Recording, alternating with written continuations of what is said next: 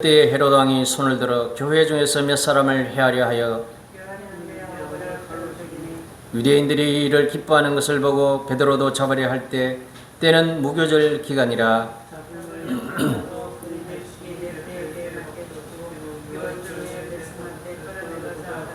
이에 베드로는 옥에 갇혔고 교회는 그를 위하여 간절히 하나님께 기도하더라.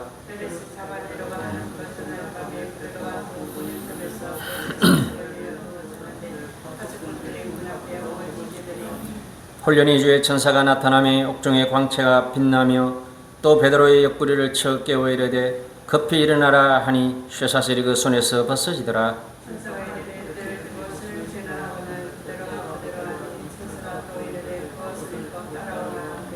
베드로가 나와서 따라갈 때 천사가 하는 것이 생시인 줄 알지 못하고 환상을 보는가 하니라.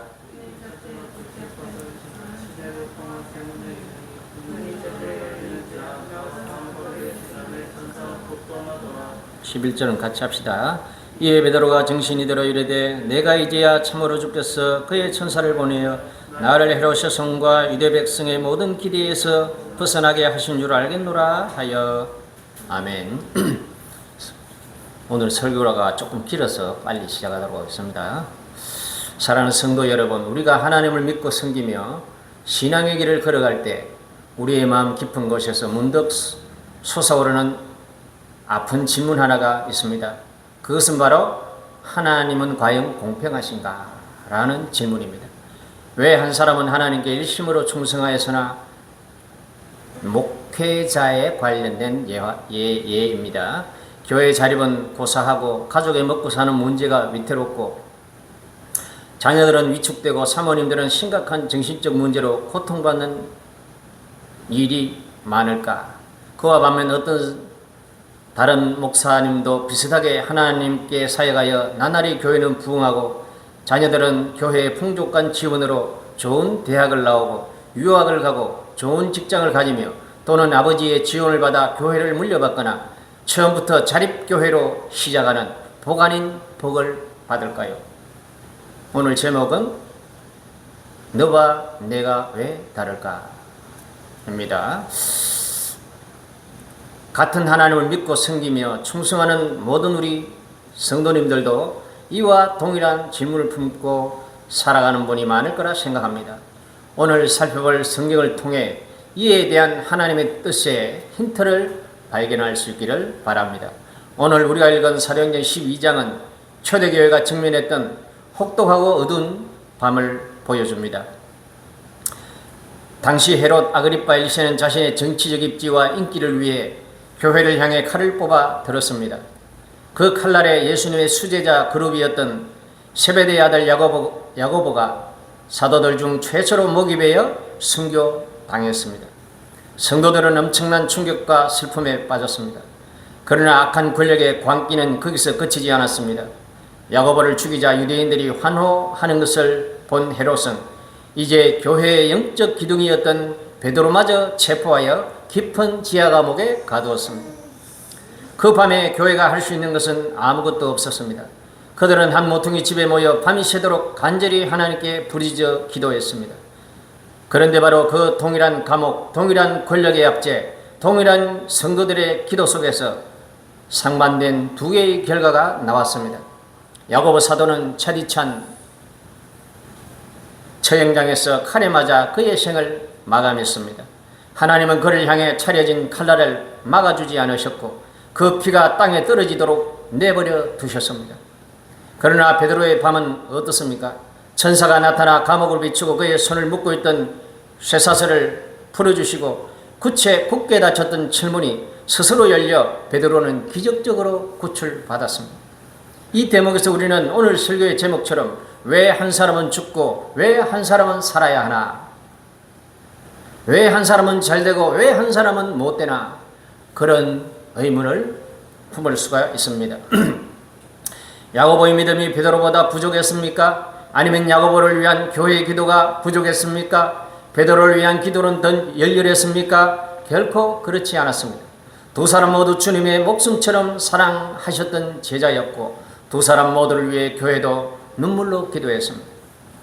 이 질문은 단지 2000년 전 초대교회의 이야기가 아닙니다. 바로 오늘을 살아가는 저와 여러분의 현실적 삶의 신앙적 질문입니다. 왜 동일하게 하나님을 신실하게 섬기고 동일하게 한 교회에서 기도하며 동일하게 십자가를 붙들고 사는데 어떤 성도는 사업이 번창하고 형통의 길을 걸어가는가 하면 어떤 성도는 끝없는 고난과 실패의 터널을 지나야 할까요? 왜 어떤 이의 질병은 기도 한 번에 기적처럼 낫는데 왜 어떤 이의 질병은 수많은 성도들의 안타까운 기도와 본인의 기도에도 불구하고 평생 십자가처럼 질병 아래 고통을 받든지 아니면 또는 천국으로 떠나보내야만 했을까요? 왜 누구는 구출받고 왜 누구는 내버려짐을 당하는 것처럼 보일까요? 현대 사회를 살아가는 성도들은 타인과의 끊임없는 비교 속에서 살아갑니다. 경쟁과 성공 그리고 실패가 가쁜 숨을 몰아쉬며 교차하는 세상 속에서 우리는 남들과 나를 비교하며 깊은 열등감에 빠지거나 기대했던 구출이 내 삶에 일어나지 않을 때 패배주의와 자괴감에 무너지곤 합니다. 남들은 다 기적을 경험하고 형통한 것 같은데 왜 나의 삶은 언제나 처형장에 서 있는 야고보같이 방치되어 있는가 하는 거친 원망이 솟구치기도 합니다. 오늘 우리는 이 위대한 초대교회에 하나님의 활동하시는 말씀을 통해 신구약 전체에 흐르는 하나님의 오묘한 주권의 두 가지 길을 살피고자 합니다. 하나님께서 어떤 이들은 기적으로 구출하시고 어떤 이들은 고난 속에 내버려 두시는 그 깊은 영적 의미가 무엇인지 살피며 타인과의 비교나 세상의 성공 기준에 내 삶을 망치지 않고 오직 내게 맡겨진 사명의 길을 담대히 걸어갈 신앙의 반전을 이루시기를 주님의 이름으로 축원드립니다. 먼저 신구약 전체를 관통하는 하나님의 다른 역사하심을 봅시다. 우리가 성경 전체를 넓은 시각으로 돌아볼 때 사도행전 12장의 야고보와 베드로의 사건은 결코 우연이거나 예외적인 사건이 아니라는 것을 깨닫게 됩니다. 하나님께서는 구속사 전체를 통하여 당신의 거룩한 뜻을 이루기 위하여 어떤 이들에게는 능숙한 구출의 역사를 베푸셨고 어떤 이들에게는 고난과 죽음의 자리를 그대로 견디게 하시는 내버려둠의 역사를 사용하셨습니다. 우리가 잘 알고 있는 다윗을 생각해 보세요. 그는 사울 왕의 집요하고 잔혹한 추격을 받았습니다. 사울은 국가의 온 군사력을 동원하여 다윗을 잡으려 했습니다. 다윗이 단 한 번이라도 발을 잘못 들이면 그대로 목숨을 잃을 위기였습니다. 그러나 하나님은 단 한 번도 다윗을 사울의 손에 넘겨주지 않았습니다. 엔게디 동굴에서도 십광야에서도 하나님은 사울의 눈을 가리시고 다윗의 걸음을 지키사 그를 안전하게 구출하셨습니다. 왜입니까? 다윗에게는 장차 통일 이스라엘의 왕이 되어 메시아가 오실 길을 예표하는 그런 특별한 사명이 있었기 때문입니다. 동일하게 다니엘과 그의 세 친구들을 보십시오.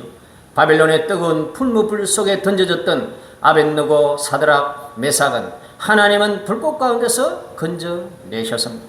느부갓네살 왕이 제국 전체에 하나님의 살아계심을 선포하게 하셨습니다. 하나님이 사자의 입을 봉하사 틀어가나 상하지 않게 하신 다니엘의 사자 굴 속에서의 위대한 이야기도 우리는 또한 압니다. 이들은 하나님께서 제국 한복판에서 당신의 권능과 영광을 드러내기 위해 사용하신 구원의 광고판들이었습니다. 신약으로 넘어오면 오늘 본문의 베드로뿐만 아니라 바울 사도 역시 수많은 핍박과 매맞음, 돈에 맞아 죽을 위기 속에서 수없는 구출을 경험했습니다. 빌립보 감옥에 갇혔을 때 찬송하고 기도하자 지진이 나고 감옥문이 열렸습니다. 바울에게는 아직 로마에 이르러 황제 앞에서 복음을 전해야 할 사명이 남아있었기 때문에 하나님은 그를 죽음의 문턱에서 번번이 구출해 내셨습니다. 그러나 여러분, 이것이 하나님의 역사의 전부입니까? 성경에는 동일하게 신실했고 동일하게 하나님을 사랑했으나 끝내 구출받지 못하고 고난과 죽음 속에서 내버려진 믿음의 거인들 이야기가 곳곳에 기록되어 있습니다. 성경에서 가장 비극적이고도 숭고한 내버려둠의 사건은 누구일까요? 바로 예수님 가장 가까이에 있었던 세례 요한입니다.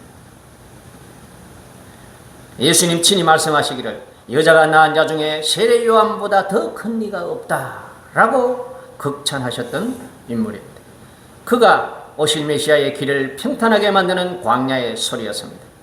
그런데 이 위대한 세례 요한의 마지막이 어떻습니까?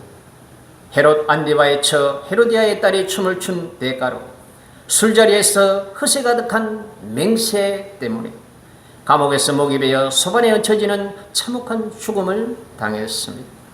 세례 요한이 감옥에 갇혀 있을 때 예수님은 병자를 고치시고 죽은 자를 살리시는 그런 현장에 계셨습니다. 그때 요한은 제자들을 보내어 물었습니다. 오실 그이가 당신입니까? 우리가 다른 일을 기다려야 합니까? 요한의 마음 깊은 곳에도 주님의 구출에 대한 기대가 있었을 것입니다. 그러나 예수님은 요한을 감옥에 구해내지 않으셨습니다.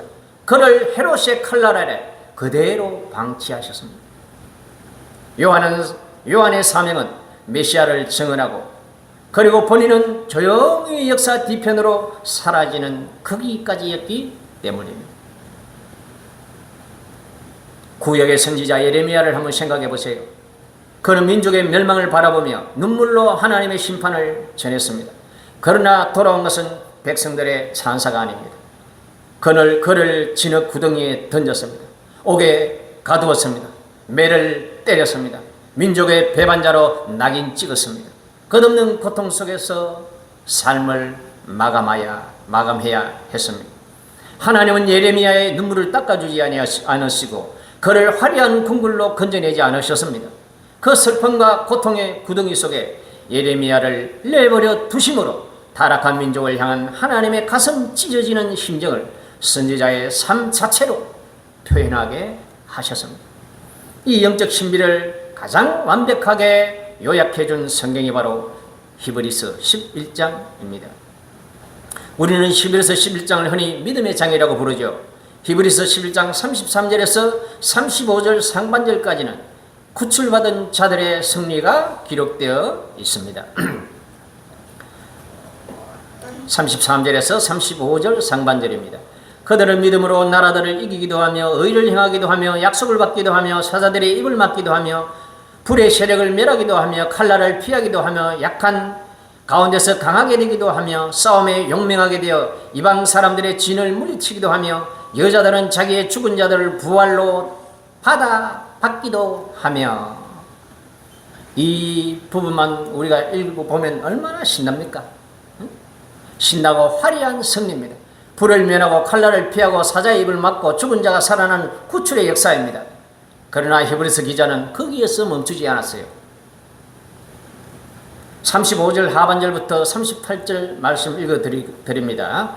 또 어떤 이들은 더 좋은 부활을 얻고자 하여 심한 고문을 받되 차라리 풀려나기를 원하지 아니었으며 또 어떤 이들은 희롱과 채찍질 뿐만 아니라 결박과 옥에 갇히는 시련도 받았으며 돌로 치는 것과 톱으로 켜는 것과 시험과 칼로 죽임을 당하고 양과 염소의 가죽을 입고 방황하며 궁핍과 환난과 학대를 받았으니 이런 사람은 세상에 감당하지 못하느니라. 그들은 광야와 산과 동굴과 토굴에 방황하였느니라. 톱으로 켰어요. 이병헌 주인공 내부자 가는 영화를 보면 무표정한 공무원이 쇠톱을 들고 묶어놓은 이병헌에게 다가옵니다. 그리고 팔을 가리키며 여기 있지 않을까? 여기가 나갈까? 그 무심한 대사가 아주 공포에 떨게 합니다. 그리고 그 손목을 자릅니다. 그 대사가 굉장히 몸소리가 쳐지거든요.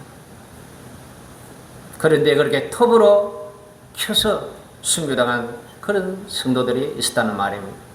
그리고 또한 광야, 산, 동굴, 토굴, 카타콤의 성도 수백 년 동안 그곳에서 대를 이으면서 핍박을 피했던 그런 역사를 저와 여러분 너무나 잘 압니다.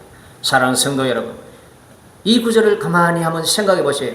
돌에 맞고 톱으로 캐를 다고 옥에 갇히고 굶주리며 방황했던 우리 선배 성도들, 하나님 왜 그들을 구출하지 않고 참혹한 시련 속에서 내버려 두셨을까요?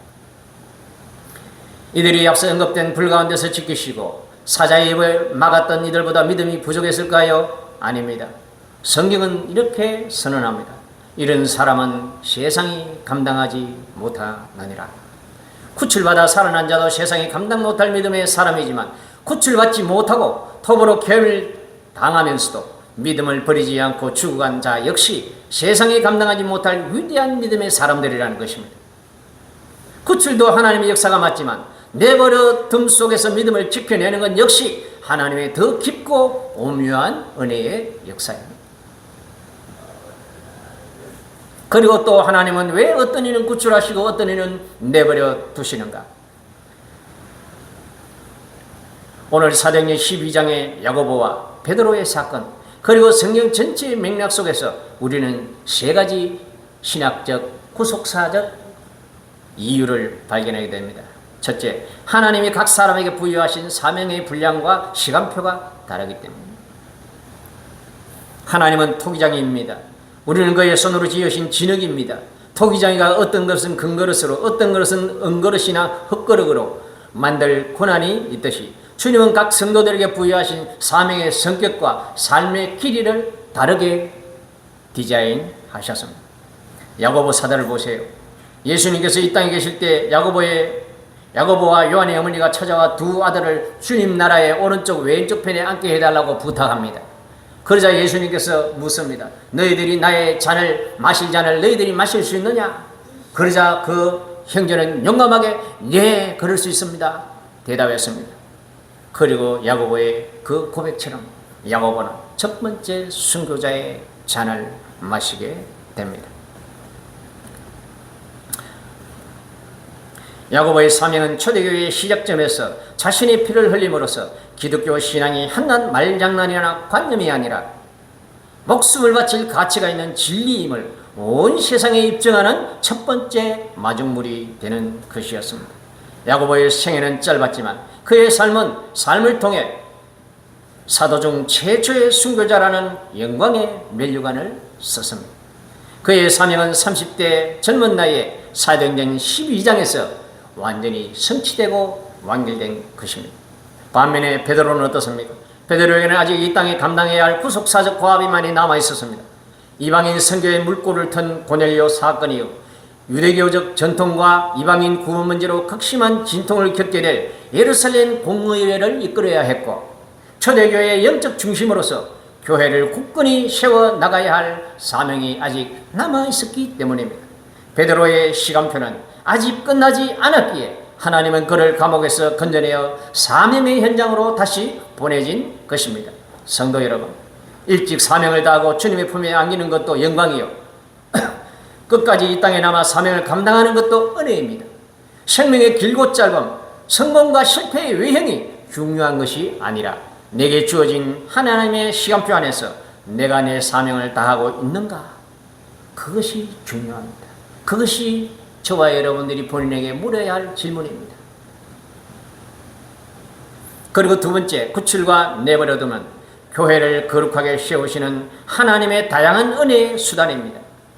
만약 초대교회에서 베드로도 살고 야고보도 살고 모든 사도들이 핍박을 받을 때마다 매번 천사가 나타나 감옥문을 부수고 원수들을 쳐부수어 다 살아남았다고 한번 생각해 봅시다. 그렇다면 과연 교회의 운명은 어떻게 달라졌을까요? 아마도 성도들은 기독교 신앙을 이 땅에서는 절대 손해보지 않고 완벽한 세상적 안전을 보장받는 치트키점으로 여겼을지도 모릅니다. 신앙의 야성을 잃어버리고 세상 권력과 타협하며 영원한 하나님 나라에 대한 소망보다는 이 땅에서의 삶에 안주했을 것입니다. 온라인 게임 스타크래프트 여러분 해봤습니까? 저도 옛날에 좀 해봤거든요. 그 게임에서 보면 파워 오버 웰밍이라고 치트키가 있어요. 그 치트키를 사용하면 적의 공격으로부터 아무리 공격을 받아도 체력이 빠지질 않아요. 그래서 게임에는 반드시 이깁니다. 한데 재미가 없어요. 긴장감도 없고 최선을 다하지 않습니다. 아무리 해도 결국 이기니까. 치트키가 바로 그런 것입니다. 신앙도 언젠가 위기에서 구출만 있다면 우리의 신앙은 야성을 잃어버리고 죄와 세상에 대한 전투력이나 하나님에 대한 경외심과 교회를 향한 애정 따위는 가질 필요조차 없을 것입니다. 그러나 야고보의 흠하게 보이는 순교를 통해 초대교회 성도들은 깨달았습니다. 우리의 신앙은 이 땅에서 잘 먹고 잘 사는 것이 목적이 아니구나. 이 지상에서의 삶의 전부가 아니며 우리는 목숨을 버려서라도 영원한 하나님 나라를 소유한 천국 시민이구나 라는 것을 깨달았습니다. 야고보의 피는 성도들의 거품 섞인 신앙을 제거하고 죽음을 두려워하지 않는 증거 같은 순교적 영성을 교회의 DNA 속에 깊이 이식해 주었습니다. 반대로 야고보를 읽고 큰 슬픔과 두려움에 빠져있던 교회에 하나님은 베드로의 기적적인 생환을 보여주셨습니다. 이를 통해 성도들은 무엇을 배웠을까요? 세상 권력이 아무리 강하고 헤롯의 칼날이 무서워도 하나님은 여전히 역사의 주관자이시며 성도들의 기도에는 감옥의 문이 열리고 사슬을 푸는 권능이 있구나 라고 하는 위로와 확신을 주었습니다. 즉 하나님은 야고보의 죽음을 통해서는 교회의 영적 순결과 천국 소망을 배우게 하셨고 베드로의 사람을 통해서는 기도 응답의 능력과 하나님이 여전히 살아계심을 보여주셨습니다. 하나님의 교회에는 기적적인 구출의 은혜도 필요하지만 고난 속에서 끝까지 견디며 피 흘리는 순교의 은혜도 동일하게 필요하다라는 것을 저와 여러분들에게 가르치고 있습니다. 셋째, 하나님의 영광은 생환의 기적뿐만 아니라 고난을 견디는 삶을 통해서도 동일하게 나타나기 때문입니다. 우리는 흔히 기적이 일어나 병이 낫고 사업이 크게 성공하며 위기에서 멋지게 구출될 때만 하나님께 영광이 된다고 생각합니다. 그러나 그것은 신앙의 아주 얕은 단면만을 보는 것입니다. 역사가 에우세비우스라고 하는 사람이 있습니다. 그 사람이 알렉산드리아의 감독 클레멘스에 인용한 글을 이렇게 남겼습니다. 제가 한번 읽어드립니다. 야고보의 사도가 처형당할 때 매우 감동적인 사건이 있었습니다. 야고보를 고소하고 처형장으로 끌고 가던 로마의 관리가 있었습니다. 그 관리는 재판 과정과 처형장으로 걸어가는 동안 야고보 사도가 보여준 그 인자함과 평안함, 그리고 죽음 앞에서도 조금도 떨지 않고 하나님을 찬양하며 법정관리였던 자신을 오히려 불쌍히 여기는 그 거룩한 태도에 깊은 충격을 받았습니다. 결국 처형장에 도착했을 때 그 법정관리는 야고보의 발 앞에 무릎을 꿇고 이렇게 고백했다고 합니다. 나도 그리스도인입니다. 나도 이분이 믿는 하나님을 믿는 사람입니다. 나도 이 사람과 함께 죽겠다. 그렇게 고백을 했습니다. 결국 그 관리는 자기의 신앙 고백과 함께 야고보와 함께 그 자리에서 목이 베어 순교당했습니다. 성도 여러분, 야고보는 감옥에서 걸어나오는 기적은 행하지 못했지만 자신이 죽어가는 그 처형장에서까지 한 영혼을 구원하고 하나님께 영광을 돌렸습니다. 20세기 최고의 신학자이자 행동하는 양심이라고 하는 디트리 본회퍼라고 하는 독일의 목사님을 저와 여러분 들어보셨을 것입니다.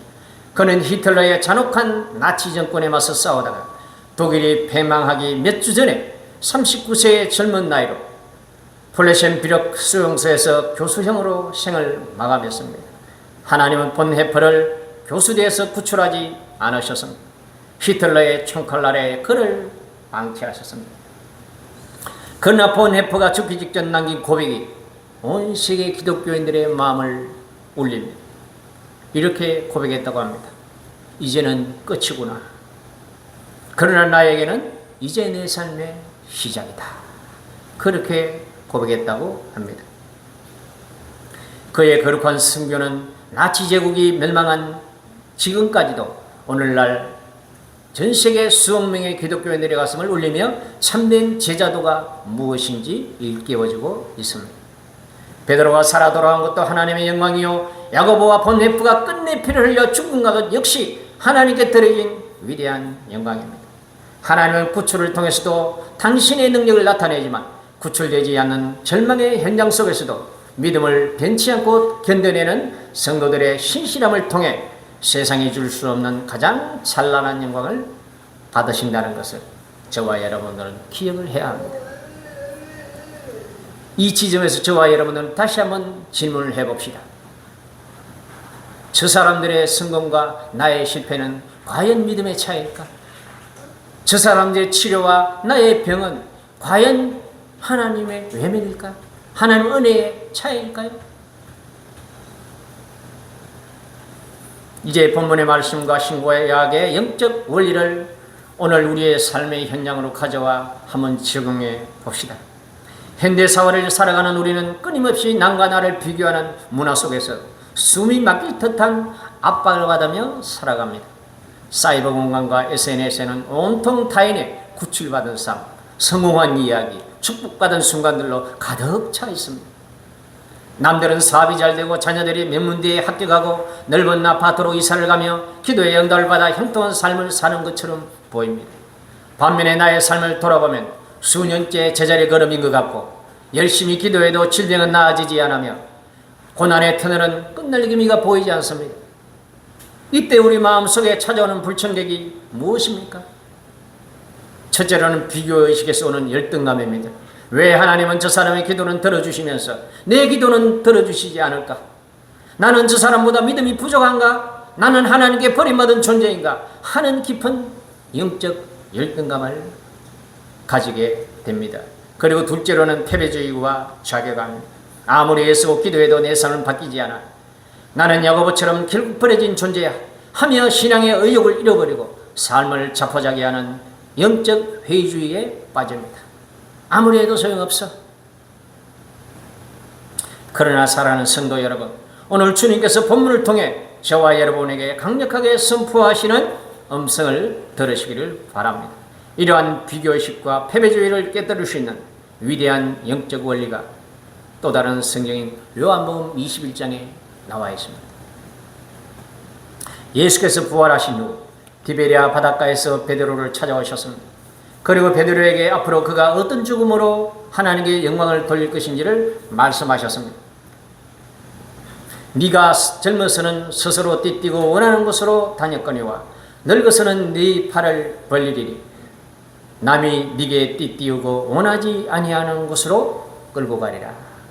베드로 역시 결국에는 십자가에 못 박혀 순교하게 될 것임을 암시하는 말씀입니다. 그때 베드로가 어떻게 했습니까?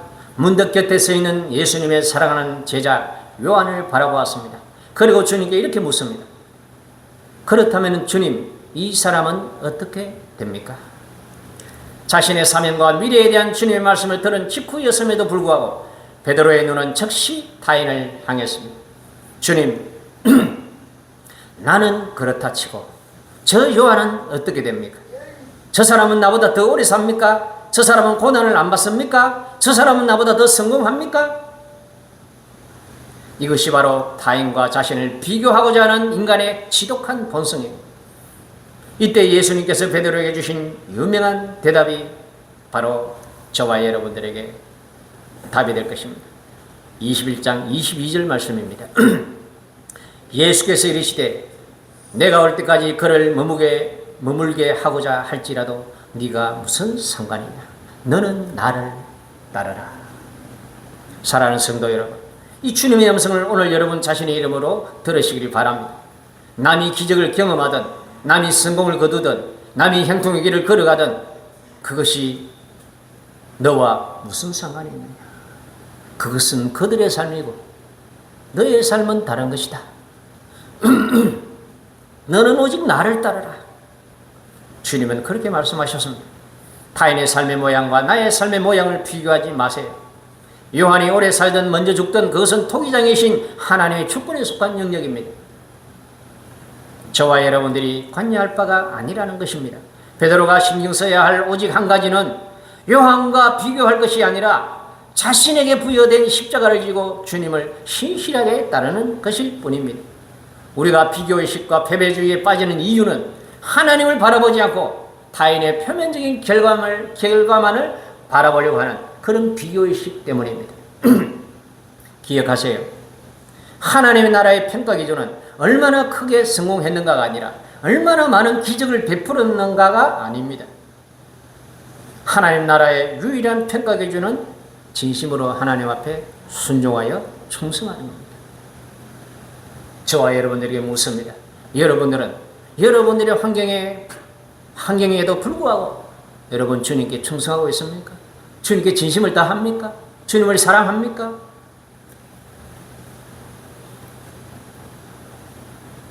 다섯 달란트 받은 자가 5달란트를 남겼을 때 주님은 칭찬을 했죠.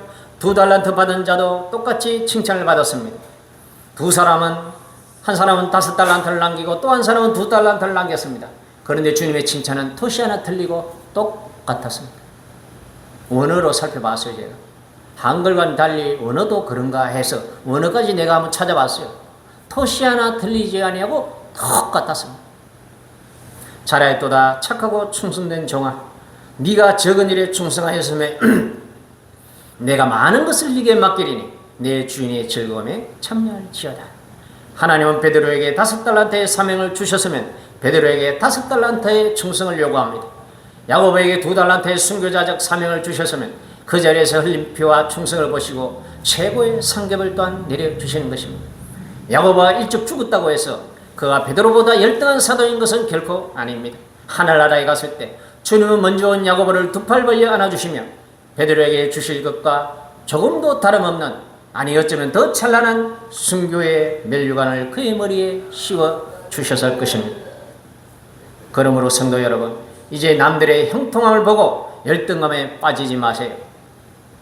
타인의 삶과 나를 비교하며 패배의식에 젖어 여러분의 소중한 인생과 신앙을 낭비하지 말길 바랍니다. 남들이 감옥문이 열리는 구출의 기적을 맛볼 때 기꺼이 함께 기뻐하고 축하해 주세요.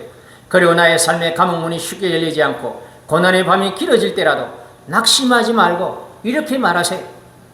하나님께서 저 사람에게는 구출의 기적을 통해 영광을 받으시지만 나에게는 이 고난을 견뎌내는 인내와 신실함을 통해 더 깊은 영광을 받기를 원하시는구나. 구출받는 것도 은혜요, 견디어내는 것도 또한 은혜로다.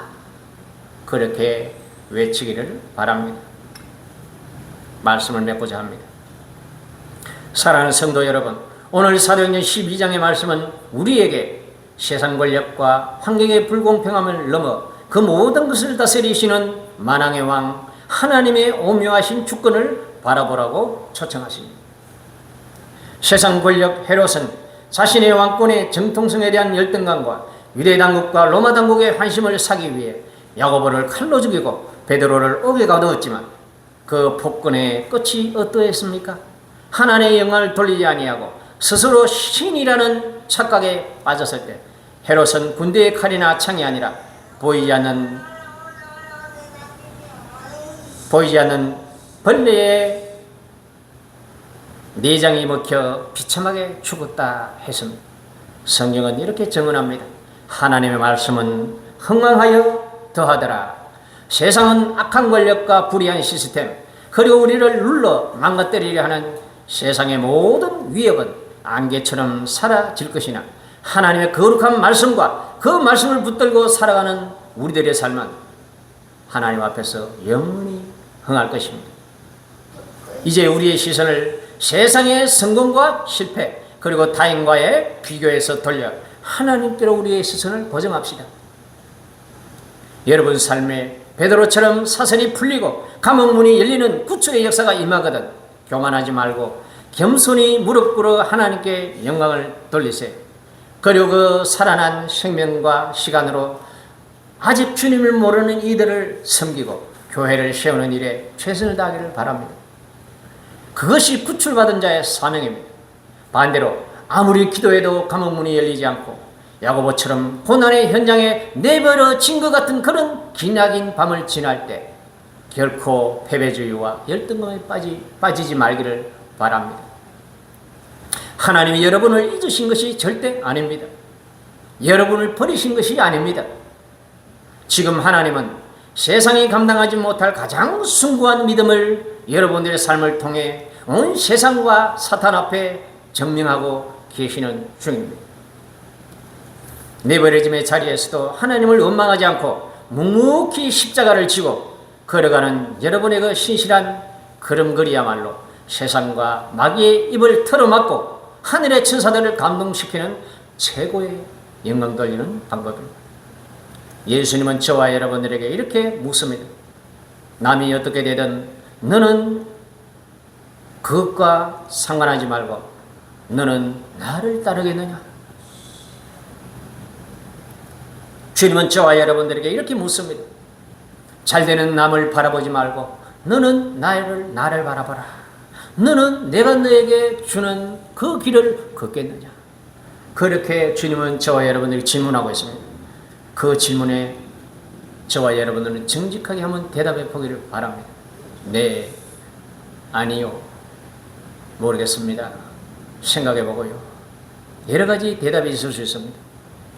부디 저와 여러분들의 대답은 예, 비록 힘들지만 최선을 다해 보겠습니다. 그런 저와 여러분 대답이 되기를 주님의 이름으로 권면드립니다. 기도합시다.